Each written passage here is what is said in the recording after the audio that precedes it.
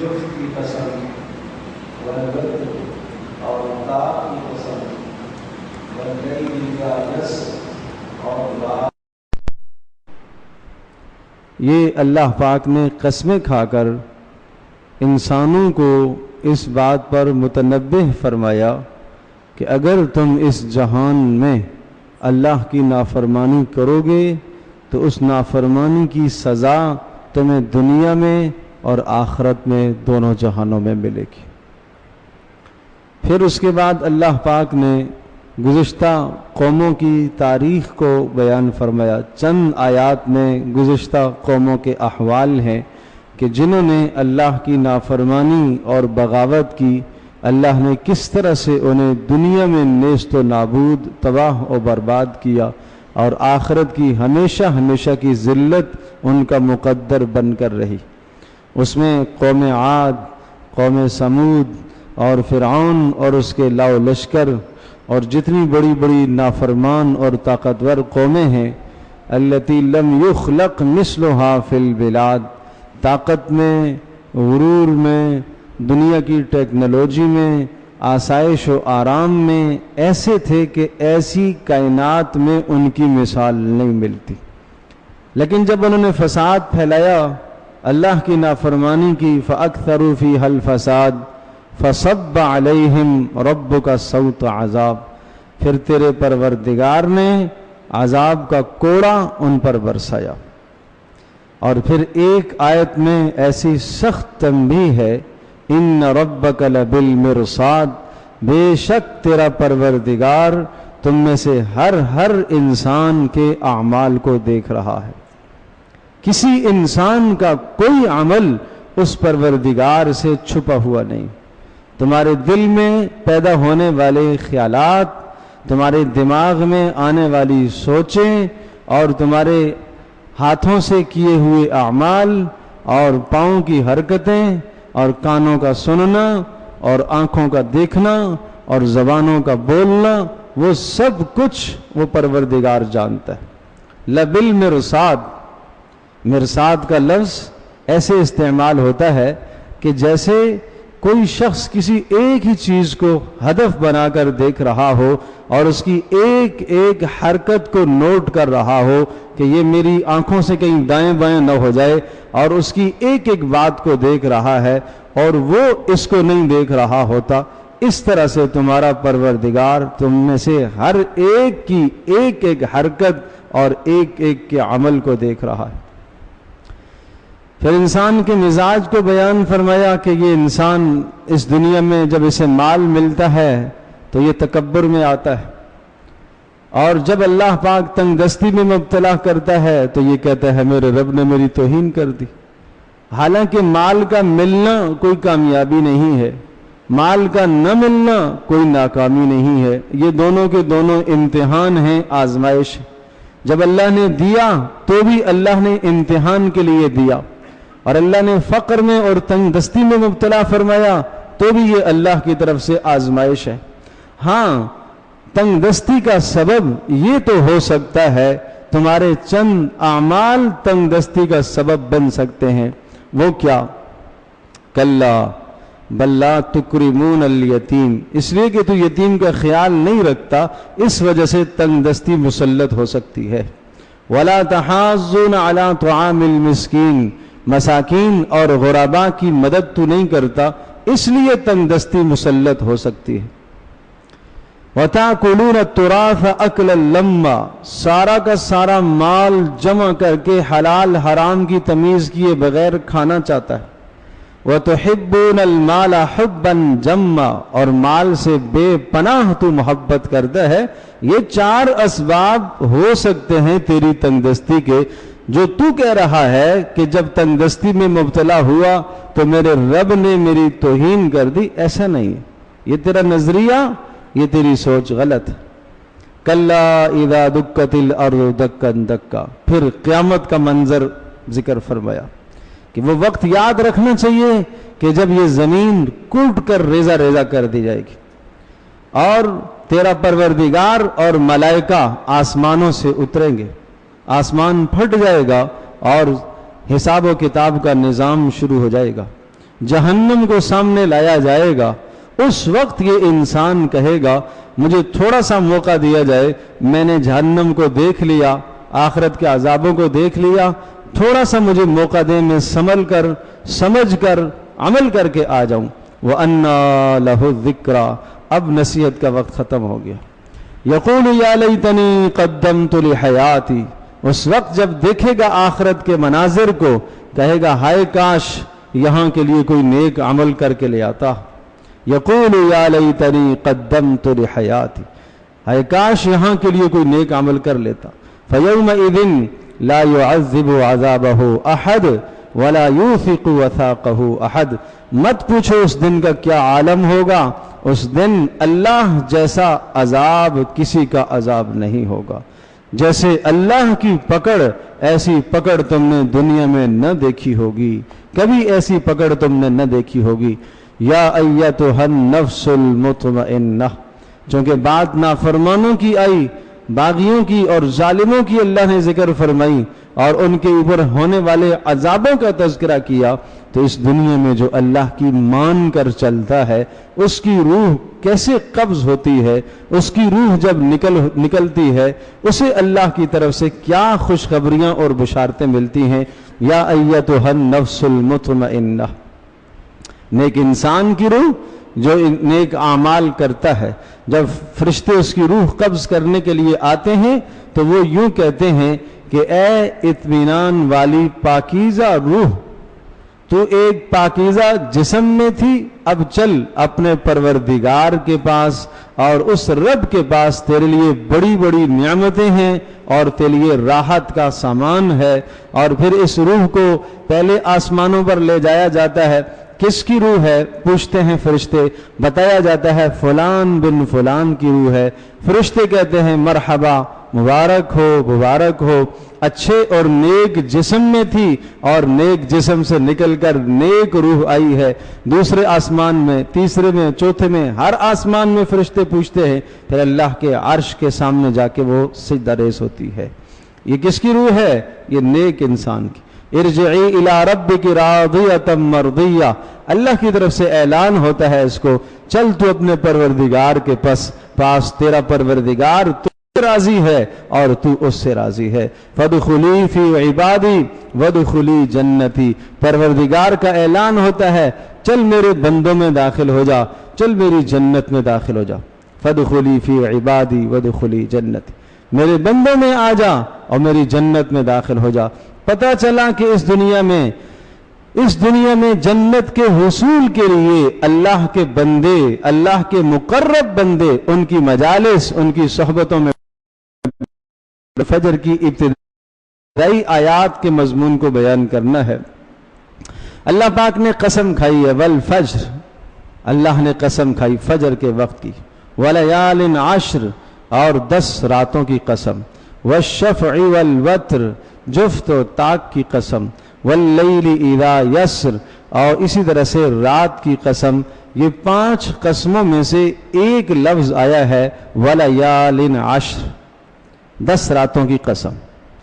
یہ 10 راتیں نبی علیہ الصلوۃ والسلام سے استفسار کیا گیا، اللہ کے رسول ان 10 راتوں سے مراد کون سی 10 راتیں ہیں؟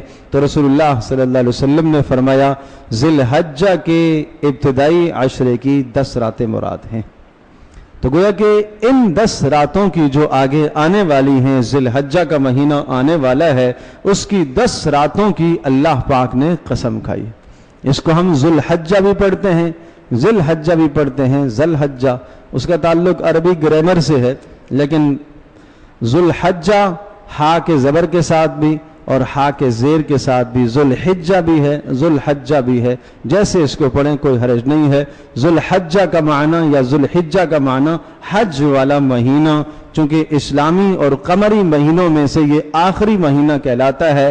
ذی الحجہ یا ذو الحجہ یہ حج کا مہینہ کہلاتا ہے، اور اس میں چونکہ حج کا فریضہ ادا کیا جاتا ہے تو اسی مناسبت سے اس کو ذو الحجہ کہا جاتا ہے۔ اور پھر رسول اللہ صلی اللہ تعالی وسلم کی تصریح کے مطابق اس کی جو ابتدائی 10 راتیں ہیں، یہ 10 راتیں بڑی اہمیت کی حامل۔ جب 10 راتیں بڑی اہمیت کی حامل ہیں تو پھر 10 دن بھی ابتدا کے وہ بھی بڑی اہمیت کے حامل، بہت زیادہ اہمیت ہے۔ اب اس اہمیت کو رسول اللہ صلی اللہ علیہ وسلم کے ایک ارشاد سے آپ ملاحظہ فرمائیے۔ آپ علیہ الصلوۃ والسلام نے ارشاد فرمایا کہ دنوں میں سب سے محبوب ترین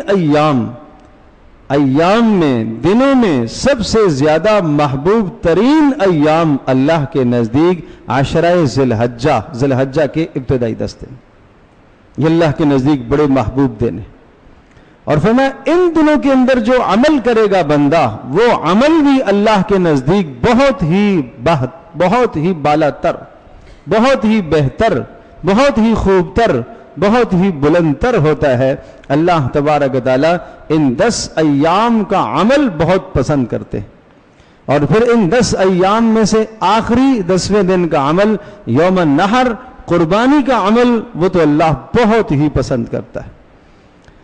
اور یوم النحر والے دن انسان جتنے بھی اعمال کرتا ہے، صدقہ کرتا ہے، جو بھی اور نیک عمل کرتا ہے، اخلاق اپناتا ہے، کسی کے ساتھ نیکی کرتا ہے، بھلائی کرتا ہے، روزہ تو نہیں رکھ سکتا 10ویں دن میں، لیکن تمام اعمال میں سب سے محبوب ترین عمل 10ویں ذی الحجہ کو وہ اللہ کی راہ میں خون بہانا ہے، کسی جانور کو ذبح کرنا ہے۔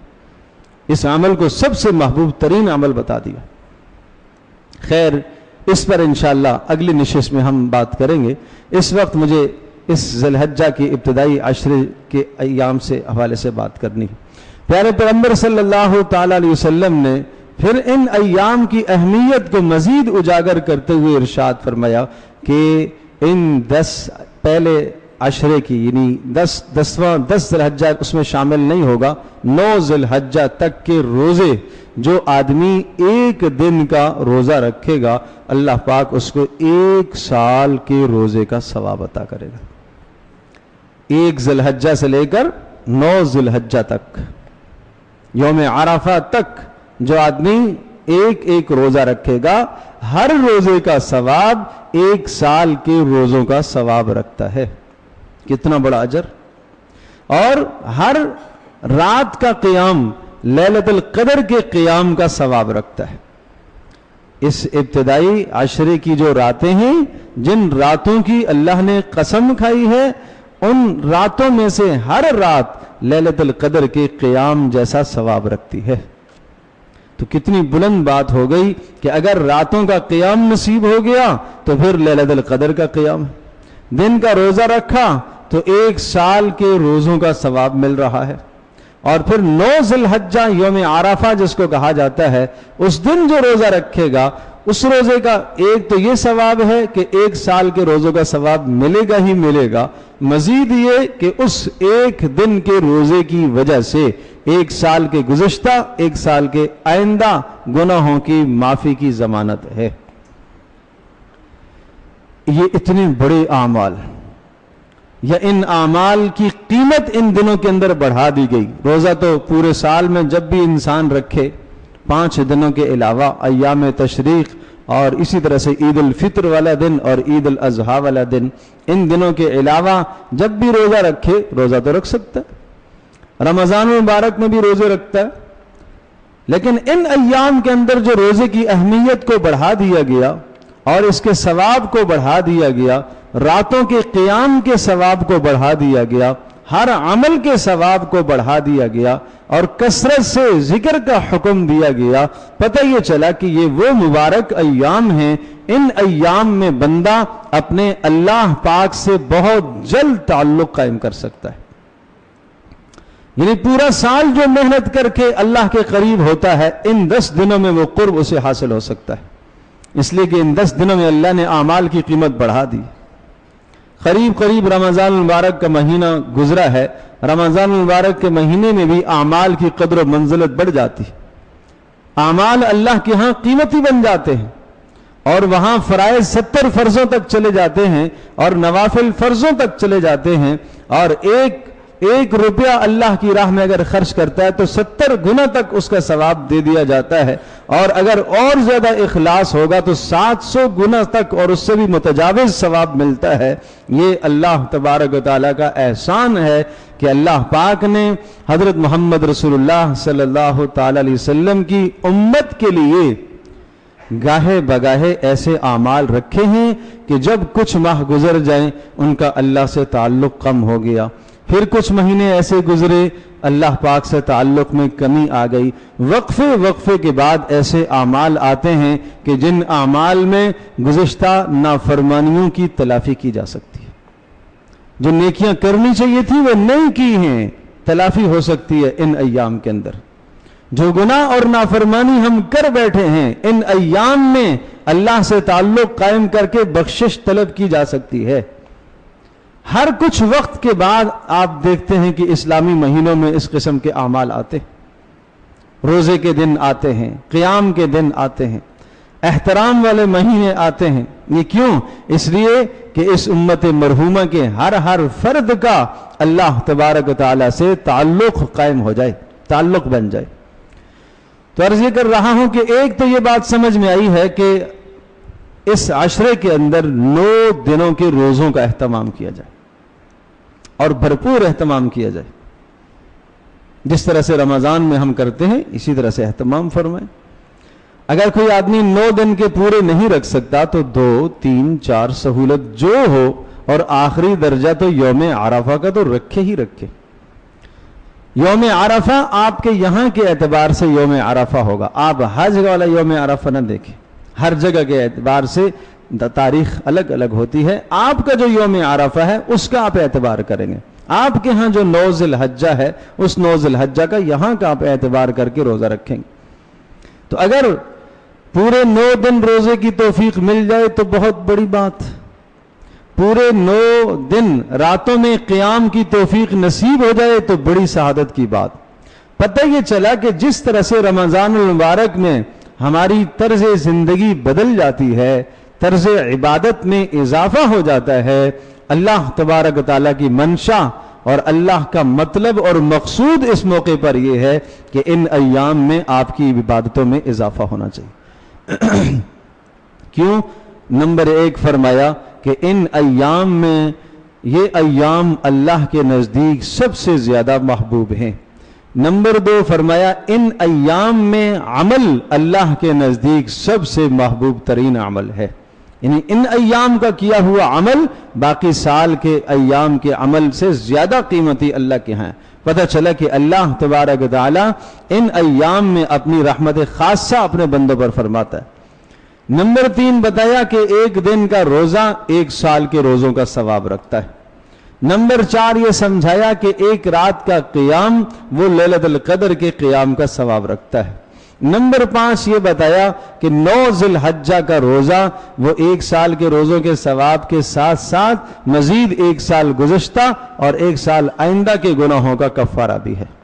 اور نمبر 6 فرمایا کہ ان ایام کے اندر تم کثرت سے سبحان اللہ والحمد للہ ولا الہ الا اللہ واللہ اکبر یہ کثرت سے پڑھو۔ ان کلمات کو پڑھنے کا حکم ہے۔ سبحان اللہ کثرت سے پڑھو، الحمدللہ کثرت سے پڑھو، لا الہ الا اللہ کثرت سے پڑھو، اللہ اکبر کثرت سے پڑھو۔ ہمارے ہاں یہ ورد ہوتے ہیں، تسبیح ہاتھ میں ہوتی ہے، سبحان اللہ بھی پڑھتے ہیں، الحمدللہ بھی پڑھتے ہیں، اللہ اکبر بھی پڑھتے ہیں۔ کاش کہ اس کا مفہوم سمجھ کے پڑھو۔ عمل میں طاقت پیدا ہوتی ہے۔ میں ایک مثال عرض کرتا ہوں۔ ایک آدمی آپ بیٹھے ہوئے تھے، ایک آدمی آپ کے پاس آیا، آپ بیٹھے رہے، ٹھیک ہے، اس نے سلام کیا، آپ نے مصافحہ کر لیا، تو آپ کی چونکہ اس سے جان پہچان نہیں ہے تو آپ اس سے مل لیں۔ تھوڑی دیر کے بعد بیٹھے بیٹھے اس نے کہا، جب تعارف کرایا تو پتہ چلا اچھا یہ تو فلاں آدمی ہے، اس کے تو آپ جانتے تھے، ذہن سے نکل گیا تھا، یا آپ کے کسی جاننے والے کا قریبی ہے۔ تب تعارف ہوا تو وہاں ہی ہم لپٹ جاتے، گلے لگا دیتے، کھڑے ہو جاتے، معاف کیجیے مجھے پتہ نہیں تھا۔ کیوں؟ اس لیے تعارف کے بعد، سمجھنے کے بعد، جاننے کے بعد ملنے کا انداز بھی مختلف ہو جاتا ہے۔ تو جب ہم کسی عمل کو سمجھ کر پڑھتے ہیں، جان کر پڑھتے ہیں، تو انسان کے دل میں کیفیت الگ ہوتی ہے، کیفیات ہی الگ ہوتی ہیں۔ وہ ایک دیہاتی کسی علاقے سے گزرا تو ایک پہلوان کھڑا تھا اور وہ پہلوان چیلنج کر رہا تھا کہ کوئی آئے میرے مقابلے میں۔ تو اس دیہاتی نے کہا میں تیار ہوں۔ اچھا بھائی، تو جب یہ دیہاتی اس نے پنجہ لڑا لیا تو اس پہلوان کو اس نے نیچے زیر کر دیا۔ لوگ حیران ہو گئے کہ یہ تو مانا ہوا پہلوان ہے اور یہ آج کیسے شکست کھا گیا۔ پہلوان نے کہا کہ نہیں، مجھے سمجھ میں نہیں آئی، دوبارہ لڑتے ہیں۔ ٹھیک ہے جی، دوبارہ لڑ لیتے ہیں۔ دوبارہ لڑے تو پھر نیچے ہو گیا، دیہاتی اوپر ہو گیا۔ تو پھر کسی نے دیہاتی کے کان میں کہا کہ تم جانتے ہو یہ تو فلاں فلاں پہلوان ہے۔ اچھا، اس نے نام سنا ہوا تھا، نام تو اس نے سنا ہوا تھا، تو یہ پتہ ہے تو کس کے ساتھ پنجہ لڑا رہا ہے؟ جب اس کو پتہ چلا تو اب پہلوان نے کہا پھر لڑتے ہیں۔ تیسری مرتبہ جب لڑے تو دیہاتی صاحب نیچے، پہلوان اوپر آ گیا۔ کیوں؟ اس لیے کہ پہلے پہچان نہیں تھی، پہلے جانتا نہیں تھا، پہلے سمجھتا نہیں تھا۔ تو جان کے بعد، پہچان کے بعد آدمی کی حالت بدل جاتی ہے، جسم اس کا تھر تھرانے لگا، کانپنے لگا۔ اچھا یہ فلاں صاحب ہے، ان کے ساتھ میں لڑ رہا ہوں۔ میرا عزیز دوستو اور بزرگوں، اگر اللہ تبارک و تعالیٰ کی عظمت اور کبریائی کو پہچان کر ہم ان وظائف کو پڑھیں ہیں، ان اوراد کو اور ان عبادات کو پڑھیں، تو ہماری طرز عبادت میں فرق آئے گا۔ پھر ہماری نماز میں کیوں ہماری توجہ غیر کی طرف جائے؟ اس لیے کہ ہم اللہ کو پہچانتے نہیں۔ ہم نماز میں کھڑے ہو کر کیوں غیر کو سوچیں؟ پھر اس لیے کہ ہم پہچانتے نہیں۔ مسجد سے باہر کھڑے ہیں اور آواز آئی ہے اللہ اکبر اللہ اکبر، حی علی الصلاح حی علی الفلاح، آؤ نماز کو، آؤ کامیابی کو۔ کس نے بلایا؟ اللہ نے بلایا۔ قاصد تو اللہ کی طرف سے ہے، مؤذن پکارنے والا تو اللہ کا قاصد ہے، وہ تو اللہ کا قاصد ہے۔ یہ آواز کس نے بتائی؟ یہ کلمات کس نے سکھائے؟ پیارے پیغمبر صلی اللہ علیہ وسلم نے سکھائے۔ پیارے پیغمبر صلی اللہ علیہ وسلم کو کس نے بتلائے؟ اللہ نے بتلائے۔ گویا کہ اللہ پاک اپنے بندوں کو متوجہ کرنا چاہتا ہے ان کلمات کے ذریعے سے کہ میری طرف آ جاؤ۔ اس اللہ کے بندے کو پتہ نہیں ہے کہ کون بلا رہا ہے، تو یہ وہاں ہی اپنی مجلس میں بیٹھا ہوا ہے، ذرہ برابر اس کے جسم میں جنبش اور حرکت نہ آئے، پتہ یہ چلا کہ یہ پہچانتا نہیں اللہ کو، یہ پہچانتا نہیں۔ اگر یہ پہچانتا ہوتا تو یہ حالت نہ ہوتی۔ کسی اور جگہ سے اگر آواز آ جائے، پکار آ جائے، تھانے سے آ جائے، ملک کا کوئی، علاقے کا کوئی بڑا گورنر، کوئی بڑا عہدیدار طلب کر لے اور فلاں جگہ پر کچہری میں طلب کیا جا رہا ہے، جلدی پہنچو، پھر کیا کیفیت ہوگی؟ اس لیے کہ اس کو پہچانتا ہے، اسے معلوم ہے کہ اگر وہاں میں نہ پہنچا یا میں پہنچا، پہنچنے کے بعد میں نے وہ آداب نہ بجا لائے، وہاں میں کھڑے ہو کر اپنے فون کو سن رہا ہوں، میرے جیب میں ٹی فون کی بج رہی ہے اور ٹون بج رہی ہے اور آواز بج رہی ہے، تو اس کے بعد نتیجہ کیا ہوگا وہاں پتہ ہے، اس لیے فون بھی سائلنٹ پہ کر کے جاتا ہے۔ یہاں پتہ نہیں ہے کہ میں کس کے گھر میں آیا ہوں، یہاں سمجھتا نہیں ہے کہ میں کس عظیم الشان مالک کے دروازے پر آیا ہوں۔ کاش کہ یہ عظمت ہمارے دل میں آ جائے۔ وما قدر اللہ حق قدرہ، اس لیے اللہ پاک نے گلہ فرمایا تم نے اللہ کی عظمت ایسے نہ کی جیسے کہ عظمت کا حق تھا، تم نے اللہ کو پہچانا نہیں ہے جیسے کہ پہچاننے کا حق تھا، تم اللہ سے ایسا ڈر نہیں اختیار کرتے ہو جیسا کہ اللہ سے ڈرنے کا حق تھا۔ تو جب ایک آدمی سبحان اللہ پڑھتا ہے، تمہیں کیا معلوم ہے سبحان اللہ سے کیا ہے؟ پیارے پیغمبر صلی اللہ علیہ وسلم کا فرمان ہے، یہ لفظ سبحان اللہ یہ زمین آسمان کے بیچ کے خلا کو نیکیوں سے بھر دیتا ہے، اس کی طاقت تمہیں معلوم ہے۔ والحمدللہ تملأ المیزان، اور لفظ الحمدللہ قیامت کے دن یہ میزان کو بھر دے گا، ایک لفظ الحمدللہ قیامت کے دن میزان کو بھر دے گا۔ ابھی اس کی قیمت نہیں پتا، ابھی جو وقت کسی کی چاپلوسی میں لگ جائے، جھوٹ بولنے میں لگ جائے، غیبت میں لگ جائے، اور فضولیات اور لغویات میں جو وقت صرف ہوتا ہے اس وقت کو آدمی قیمتی سمجھتا ہے، سبحان اللہ الحمدللہ کو کہاں قیمتی سمجھتا ہے؟ تو میرا عزیز دوستو بزرگو، پیارے پیغمبر صلی اللہ علیہ وسلم نے ان ایام میں اس ذکر کی خاص تاکید فرمائی ہے، لیکن سمجھ کر پڑھو۔ سبحان اللہ کیا معنی ہے؟ اے اللہ میں تیری پاکی کا اقرار کرتا ہوں، اے اللہ تمام کے تمام عیوب، تمام کی تمام خرابیاں، تمام کے تمام نقص اے اللہ میرے اندر ہے، تو تو ہر نقص سے پاک ہے، تو تو ہر عیب سے پاک ہے۔ اللہ اکبر۔ اس تصور کے ساتھ اس کلمے کو پڑھو، جب آدمی کہتا ہے سبحان ربی العظیم، سبحان ربی الاعلی، کاش کہ اس کی حقیقت سمجھ میں آ جائے۔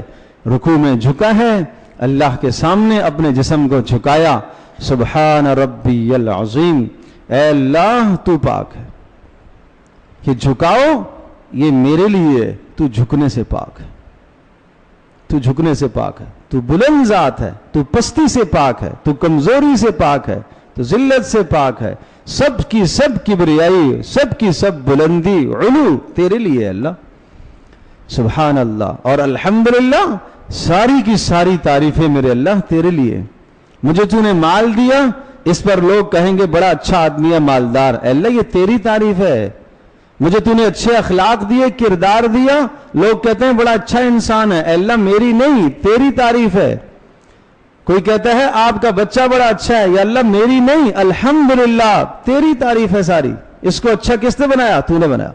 کوئی کہے بڑا اچھا خوبصورت گھر آپ نے بنایا، میری نہیں، اے اللہ تیری تعریف ہے، الحمدللہ ساری تیری تعریف ہے۔ یہ معنی ہے الحمدللہ کا، ساری تعریفیں اس اللہ کے لیے۔ ہماری کیا تعریف ہے؟ اس انسان کی کیا تعریف ہے؟ اس کے پاس اپنا ہے کیا؟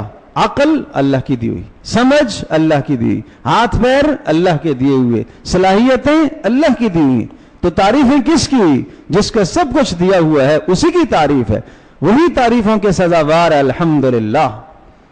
لا الہ الا اللہ، اس کی حقیقت دل میں اتر جائے۔ یہ لا الہ الا اللہ کا وہ مبارک کلمہ تھا کہ جس کلمے نے مشرکین عرب کے دلوں کے اندر زلزلہ برپا کر دیا تھا۔ لا الہ الا اللہ مانتے تھے، ہاں ٹھیک ہے اللہ آسمانوں کو بنانے والا، کس نے بنایا؟ وَلَا إِن سَأَلْتَهُم مَّنْ خَلَقَ السَّمَاوَاتِ وَالْأَرْضِ، اگر آپ ان سے پوچھیں کہ آسمانوں کو کس نے بنایا، کہیں گے اللہ نے۔ اگر آپ ان سے پوچھیں آسمانوں سے پانی کون برساتا ہے، کہیں گے اللہ ہی کرتا ہے۔ تو پھر کیا شرک ہے؟ اگر آپ ان سے کہیں کہ بڑی بڑی مصائب میں اور پریشانیوں میں جب یہ گھر جاتے ہیں تو کون نکالتا ہے، کہیں گے اللہ ہی نکالتا ہے۔ اچھا یہ سب کچھ اللہ کرتا ہے، تو پھر شرک کس چیز کا ہے؟ بس تھوڑی سی بات تھی، کوئی دو چار اللہ نے اور بھی رکھے ہوئے ہوں گے، اللہ نے اختیار فلاں کو بھی تھوڑا سا دے دیا ہے، بنایا تو اللہ نے ہے، اس کو بھی اس چیز کو بھی اللہ نے یہ چیز اس کے سپرد کر دی ہے، جیسا چاہے اس میں یہ تصرف کرے گا۔ یہی تو شرک ہے۔ اللہ نے کسی کو کوئی تصرف نہیں دیا، اللہ نے کسی کو کوئی حق نہیں دیا، اللہ نے کسی کو کوئی اختیار نہیں دیا۔ لا الہ الا اللہ، اختیار، اقتدار، تصرف سب اللہ کا ہے۔ لا الہ الا اللہ، بندگی کے لائق صرف اللہ ہی ہے۔ سر سے لے کر پیر تک اپنے جسم کو جس ذات کے سپرد کیا جائے وہ ذات صرف اللہ کی ذات ہے۔ یہ معنی ہے لا الہ الا اللہ کا۔ اپنا سب کچھ جس کے سپرد کر دیا جائے وہ ذات صرف اللہ کی ذات ہے۔ لا الہ الا اللہ۔ اللہ اکبر، اور اللہ اکبر پڑھیں کہ اللہ کی کبریائی، اللہ کی عظمت، اے اللہ تو بہت بلند تر ہے، تو بہت بڑا ہے، ساری عظمتیں، ساری کبریائی، سب کی سب بلندیاں اے اللہ تیرے لیے ہیں، تو ہی بلندیوں والا ہے۔ تو یہ کلمات ہیں سبحان اللہ، الحمدللہ، لا الہ الا اللہ، اللہ اکبر۔ ان کلمات کو اس مفہوم کے ساتھ پڑھو، اس طرح سے سمجھ کے پڑھو، پھر دیکھو یہ کلمات دل کو کس طرح سے بدلتے ہیں۔ ان 10 دنوں کے اندر دل کی کایا پلٹ سکتی ہے جو پلٹنا چاہے تو۔ ان 10 دنوں میں اللہ پاک کی طرف سے انعامات کا سلسلہ شروع ہو گیا، اللہ کی طرف سے رحمتوں کا سلسلہ شروع ہو گیا، اللہ نے اعمال کی قیمت بڑھا دی۔ ان 10 دنوں کے اندر جو آنے والے 10 دن ہیں ذی الحجہ کے، ذی الحجہ کا ابتدائی عشرہ تو اللہ پاک بدلنا چاہتا ہے. اللہ یہ چاہتا ہے کہ میرا مسلمان بندہ جس کے دل میں میری محبت کی کمی آ گئی ہے وہ اس کمی کو پورا کر لے. جس کے دل میں میرا خوف نکل چکا ہے اور میرا ڈر نکل چکا ہے وہ اس ڈر کو دوبارہ سے زندہ کر لے، پیدا کر لے.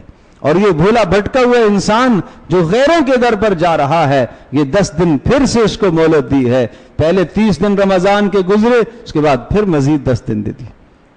اپنے آپ کو سنوار لو. پھر بات وہی عرض کروں گا، سورۃ الفجر کی ابتدائی آیات میں اللہ نے ان 10 دنوں کی، ان ایام کی قسمیں کھائی ہیں، اور قسمیں کھا کر پھر اس کے بعد فرمایا الم تری کیف فعل ربک بعاد.